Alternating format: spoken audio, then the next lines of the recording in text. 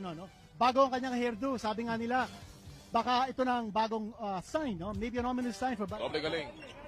Mark Caguioa, back to an 8-point lead for the Panthers. Papasok po tayo ng 7 minuto. Caguioa, yan, finally.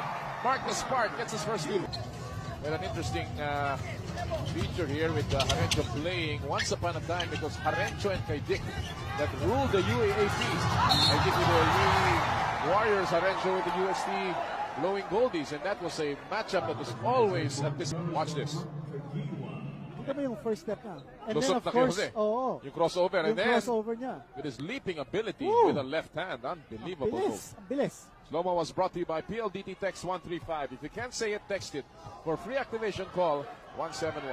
Parang kidlat ito si Mark the Spark. And alam mo, kausap ko yung mga player ng Pure Foods over the weekend, no? And they were raving about this boy, Mark the Spark.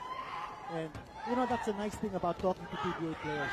Just because they come from one team, it doesn't mean that they will talk nicely about other teams. So, Kings, they are down by just a basket. They look for Helder. Brandon, naagaw ni Antonio, binaliki. Caguioa, lusot pa sila! Wide open! Akala ng mga nakaitim, agaw na eh. So they all started to go down sa kanilang opensa. And Caguioa said, thank you.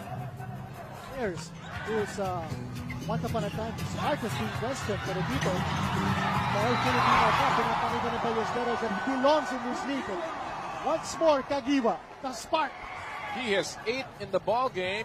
Lahat nakuha niya dito sa second. Partner, the defendant ni Ballesteros really must stick him a little more closely. Aba! Si Caguioa. Ngayon!